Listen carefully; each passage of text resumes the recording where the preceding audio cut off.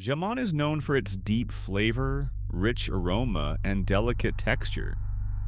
It's a product associated with tradition, time, and careful preparation. People see it as thin slices, glossy surfaces, and marbled fat. But almost no one thinks about what jamon looks like, beyond what the eye can see. In this video, a small piece of jamon is placed on a microscope slide. Pressed flat, it immediately loses its familiar appearance. What once looked smooth and uniform begins to spread into uneven layers. The surface no longer feels solid or continuous. At first glance, the sample appears dense and dark. Different tones blend together, creating a complex visual field. Some areas look compact and heavy, while others appear lighter and more translucent. This contrast hints at the balance between muscle fibers, fat, and moisture.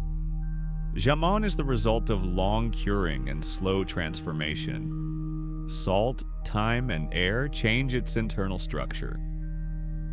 Those changes are invisible in everyday life, but not under the microscope. As magnification increases, this traditional food begins to reveal a hidden world.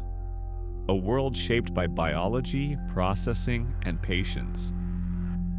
What looks simple on a plate may be far more complex beneath the surface. This is where the journey begins, with jamon seen in a way most people never experience. At 80 times magnification, the jamon sample spreads across the slide as a thick, uneven layer. The surface immediately appears complex and irregular. Large, dark regions dominate the field of view, broken by lighter, translucent zones. These contrasting areas reflect how muscle tissue, fat, and moisture coexist within cured meat. The edges of the sample are jagged and torn. They follow no straight lines and instead form flowing, organic contours.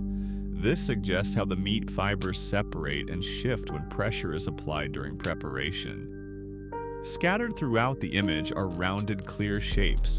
They vary greatly in size and appear embedded within denser material. These formations hint at fat deposits and trapped liquid distributed across the structure. The background looks textured rather than smooth. Fine, grainy patterns fill the space between larger elements. Even at this low magnification, the jamon does not appear uniform. At this level, jamon already feels heavy and layered. It loses the familiar identity of a thin slice on a plate. Instead, it becomes an organic mass shaped by curing, dehydration, and time. This first magnification provides a broad impression of jamon as a dense but internally varied material. At 200 times magnification, the internal organization of jamon becomes clearer and more structured. Distinct regions now separate visually across the slide. Some areas appear tightly packed and darker, while others look lighter and more translucent. This contrast creates a layered visual pattern. The structure no longer feels random. It begins to look organized, as if different components occupy specific zones. Rounded formations are more visible at this scale. They appear suspended within the surrounding tissue. Their distribution is uneven, forming clusters in some regions and isolated shapes in others. Thin, elongated elements begin to stand out. These shapes stretch across the field of view, following gentle curves. They suggest aligned muscle fibers altered by curing and drying. The background becomes more granular. Tiny particles fill the spaces between larger structures. This fine texture adds depth and complexity to the image. At this level, jamon starts to feel engineered by natural processes. The balance between density and softness becomes visually apparent. This magnification helps explain how jamon can feel firm yet delicate when eaten.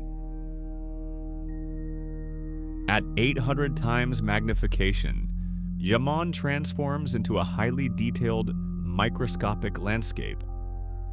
The field of view fills with tightly packed fibrous structures. These fibers dominate the image and create a strong sense of direction. They run alongside each other in layered bundles. Some appear thick and solid, while others are thinner and more fragile.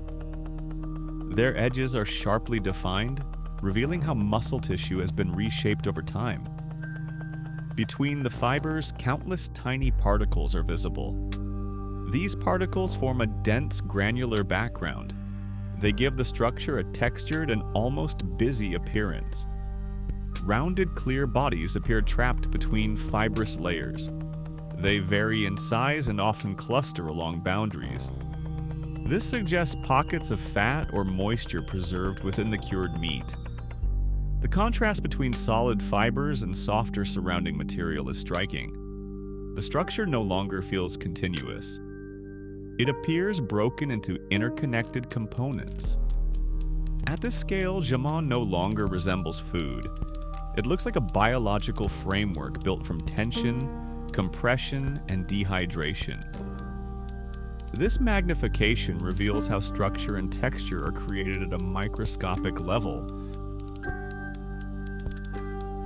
At 2,000 times magnification, jamón becomes almost unrecognizable. The familiar idea of cured meat completely disappears.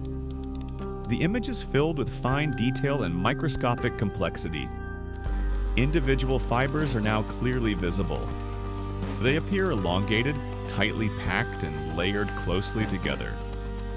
Some fibers look smooth, while others appear rough and fragmented. The spaces between fibers are crowded with tiny particles. These particles vary in shape and size. They create a dense visual field with very little empty space. Some regions appear highly organized. Others look chaotic and disrupted. This variation adds depth and movement to the image. Rounded formations follow the contours of fibrous structures. They repeat across the field of view, creating subtle patterns. These shapes hint at remnants of fat and cellular material. At this level, jamón feels less like food and more like a microscopic system. A system shaped by biology, salt, air, and time. If exploring these unseen details made you look at jamón differently, there are many more everyday foods waiting to be discovered. Leave a comment with what you would like to see under the microscope next. And follow the channel to keep exploring the hidden worlds beneath the surface.